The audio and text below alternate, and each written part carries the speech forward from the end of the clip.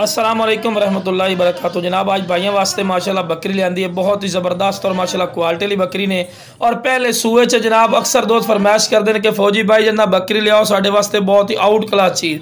तो लो जनाब भाई आउट क्लास चीज़ लियांदी है। वीडियो का नाम रहा है कि तुम अच्छी तरह मालूमात उसी वीडियो ने स्किप ना करे क्योंकि तुम अच्छी तरह इन्फॉर्मेशन दिसा है। लो जनाब माशाल्लाह चीज़ चेक कर सकते हैं, बिल्कुल बराबर का थल्ला, बिल्कुल बराबर के पैर, कन्ना की लेंथ भी वेख सकते चंगे लंबे कन और बिल्कुल तोता फेस और वाइट अख दे विच और पहले सूए च माशाल्लाह हवाना चेक कर सकते हैं। बिरा कोई खड़ छड़ नहीं मारा और 1.5 to 2 किलो दूध कन्फर्म है माशाल्लाह। हवाना चेक करो, एनू हवाना आख देना और माशाल्लाह पहले सूए च ने और मुंह 4 दांदी ने और बहुत ही जबरदस्त और माशाल्लाह आउट क्लास चीज ने और चंगे हाइट कादे च भी तुम दस देवी तो बिल्कुल बराबर दे थान, कोई वड्डा छोटा थान नहीं बिरा और पहले सूए च ते लाजनाब माशाल्लाह पट चेक करो, बहुत ही जबरदस्त और माशाल्लाह क्वालिटी वाली पट ने, प्योर माशाल्लाह माजा ने चिने और बकरा वाली कर माशाल्लाह फेस नकौड़ा और कन्ना की लेंथ भी चेक कर सकते हैं, चंगे लंबे कन और दोम वेखो बिल्कुल तीर वाली कर सीधी। और जनाब उम्र भी तुहानू दस देवी है 2.5 to 3 महीना की माशाल्लाह पट है, लेकिन लगती है इस तरह जिवें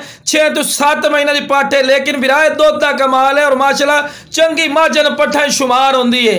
तो लो जनाब दुध भी माशाल्लाह पीरे तुम दुध पिला के चेक करावा कि तुहानू पता लगे कि इस दी माशाल्लाह जना पट है पई और पट्ठा दे कान दे लंबाई माशाल्लाह चेक करना, बिल्कुल जमीन दे उत्ते कान लग रहे बिरा प्योर माजन पट ने और बकरी माशाल्लाह अखीर दी खूबसूरत है और बड़े हाइट कादे चाहे छोटे हाइट कादे बिरा ना समझाए भी बिरावां नू पहले गल कर दे भी और वो तुहानू खुद भी नजर आ रही है माशाल्लाह। इतना एक दूध देख पिया कि 1.5 to 2 किलो पहले सूए दूध बड़ा महीने रखता है पिया और माशाल्लाह पट भी वेख सकते खूबसूरती दी इंतहाई ने।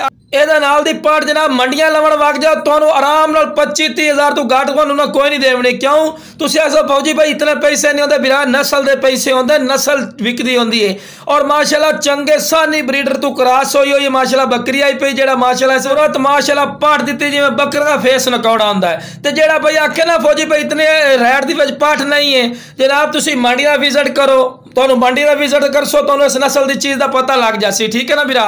और जेड़ा साडे कोल सी इंशाल्लाह तुहानू लख वाली चीज़ां उस इंशाल्लाह हज़ारां ही दिसा है और माशाल्लाह चीज़ भी चेक कर सकते हैं। जेड़ा भाई काल करसी इंशाल्लाह ओदी काल दी कदर करसा है, बिल्कुल मुनासिब राय लिसा है। डरना नहीं है कि तुसी इस दा रेट इतना मंगी खड़े हो तो साडे कोल बकरी समेत कितना रेट मंगसो बिरा, इंशाल्लाह थोड़ा रूह खुश हो सी जितना एक असी रेट करना बिल्कुल मकूल राइट करना है। और वेखो एक थान पी लिया दुध का फिर भी उस थाने माशाल्लाह दुध बनता जा रही है। ये माचन पट की निशानी होंगी है कि चंगे दुध वाली माशाल्लाह बकरी इस पट तू माशाल्लाह दुध वाधू है पिया। ये कम से कम कितना किलो का दुध पी ली सी या 3 पा दुध पी ली सी, ठीक है ना। और माशाल्लाह नस्ल ने पट दी तुहाडे सामने पई अगर ये तकरीबन कोई 3 महीने होर पट रखसो कम से कम 70-80 हज़ार रुपए की माशाल्लाह पट बनने वाली ने और माशाल्लाह मंडियां चले जाओ ये नाल दी बकरी तुहानू 70,000-65,000 तो थले सैट तो किसी नहीं देवना।